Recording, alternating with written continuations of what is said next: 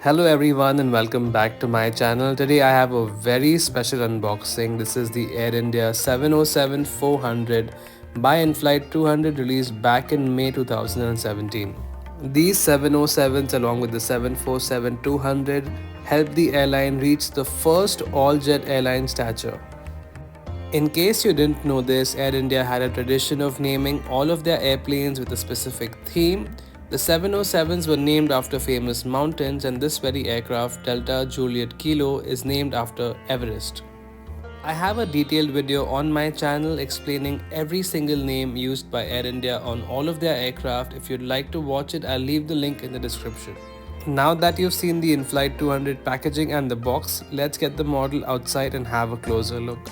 The model comes with standard accessories that include a two-part stand and a collector's card which is shown here. Since the model itself does not have a mount for the stand, this stand is a cradle type stand that attaches onto the wings of the aircraft. I'll explain what that means in just a minute. For now, let's have a look at this gorgeous model. There's something just absolutely mesmerizing about this vintage Air India livery. Despite how small the 707 is in terms of dimensions, this diecast model has a very heavy and sturdy feel to it. Doesn't it look stunning? Now let's place the aircraft on my 1 to 200 narrow body parking bay and inspect the model closely for all the details. In case you would like to get these parking bay mats for your aircraft, make sure to check out my Instagram and send me a DM for more details and the pricing.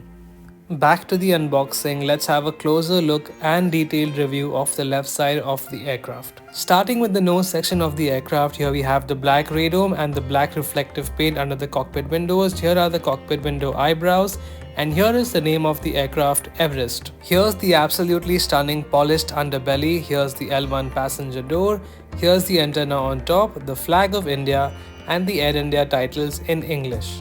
On the underbelly are some markings for the probes as well as the antenna. Running across the length of the aircraft is the red sheet line. Here are the emergency exit doors, the Air India titles in Hindi, the anti-collision light as well as the landing light.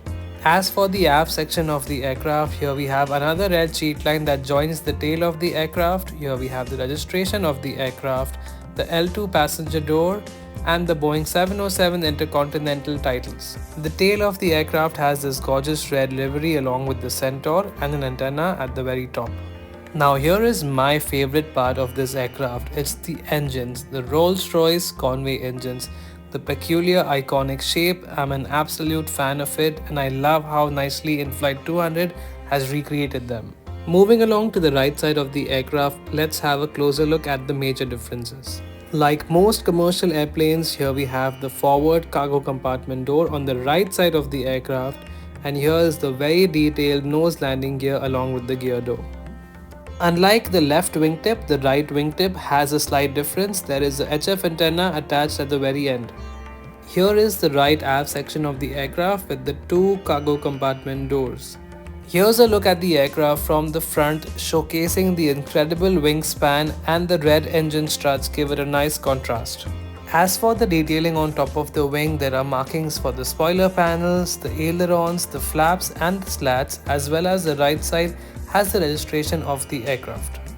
Now let me explain to you how exactly this two-piece stand works without a mount on the aircraft. This two-piece stand can be assembled using a screwdriver and basically attaches itself to the wings of the aircraft, holding the aircraft in place. While this might be a little flimsy, it does a good job for an aircraft that does not really have any other way of mounting it onto a stand. Unlike most Inflight 200 metallic stands, this one is made out of plastic and does have a cheap look to it. Personally, for this very reason, I display the airplane on its main landing gear and do not use the stand. Besides that, I have absolutely no complaints for this model. I rate this model a solid 10 on 10.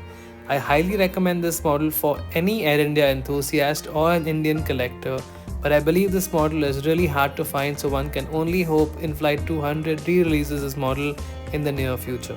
That brings us to the conclusion of this video. I hope you enjoyed watching this video. Let me know in the comments below what you think of this spectacular model.